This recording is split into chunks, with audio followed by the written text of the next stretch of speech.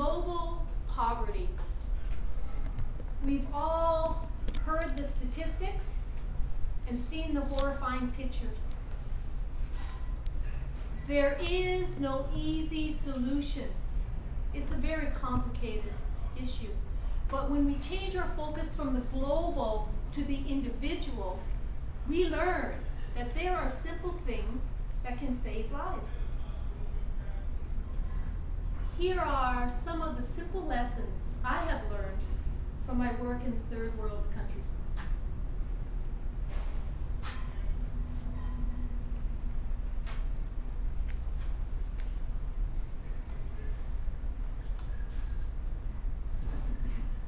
Oh, slippery. Get away.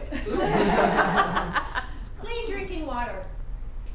In impoverished nations, 3.2 million people die each year because they do not have access to clean drinking water. Latrines. We don't see a lot of outhouses here in America, but in the third world, latrines are worth their weight in gold. Did you know that more people have access to cell phones in impoverished nations than they have to latrines? This is unfortunate because sanitation represents the ability to save people's lives. I have a good story about a pig and a latrine, but I'm not going to mention it here. That one story could put you off eating bacon for a very long time.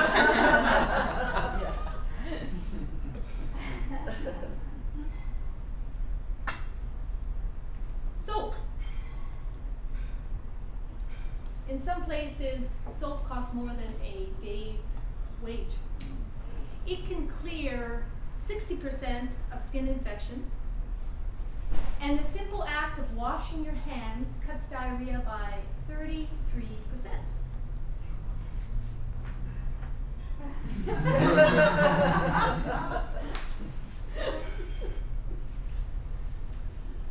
Oral rehydration solution. In 1965, the University of Florida developed Gatorade to help its athletes replenish fluids and electrolytes. However, the original ORS solution was developed many years earlier in Africa. It has saved millions of lives. Prior to ORS, the leading cause of death among infants in impoverished nations was diarrhea. Here are some other simple solutions. When a child is born, please use a clean knife to cut the umbilical cord. In some countries, the knife is not sterile. This can cause the child to die of tetanus, a very painful yet preventable disease. Tribal customs. In other countries, many people think and behave differently from us. Some of these differences are called tribal customs. Some tribal customs are good, where others are harmful. I'll give you an example of a good tribal custom. When an infant has nasal congestion, it's not uncommon in the third world for the mother to put her mouth over the face of the infant and suck out the mucus. Oh, boy.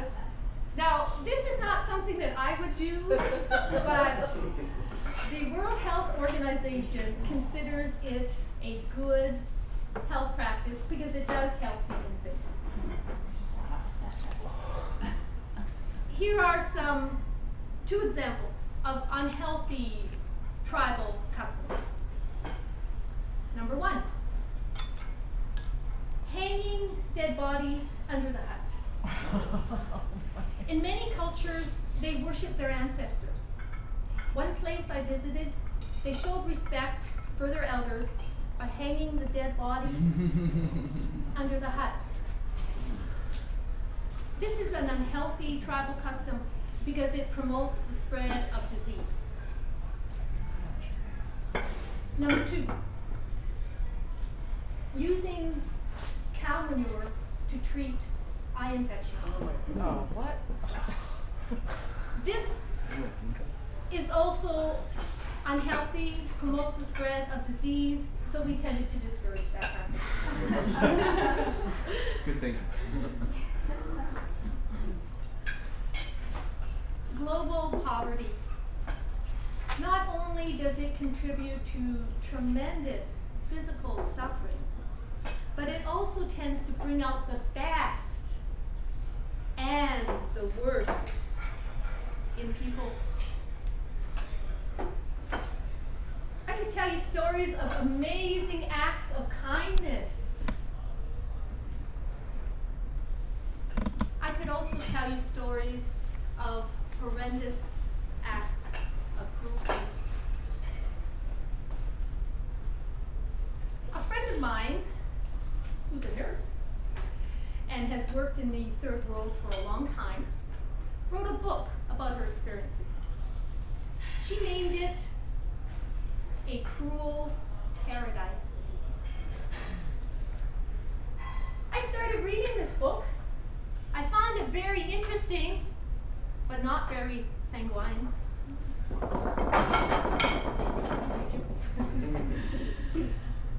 It was just too depressing.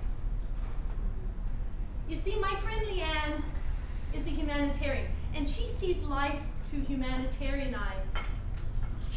She's a better person than I am if she's willing to risk her life for humanitarian purposes. I am not. I did what I did because I'm a Christian. See, I see Jesus through the mud of injustice, poverty, pain, and suffering. When I see things through his eyes, life is different, very different. He gives me hope beyond the current pain. For many people in this world, life is a cruel paradise. There's no getting around that fact. I do. For those who trust Jesus, they will find that heaven is for real and well worth what they've endured. So there you have it, folks. These are some of the simple lessons I have learned from impoverished people. They may not have very much material wealth, but their faith and wisdom far exceeds my own. Through this experience, I saw Jesus through the mud. And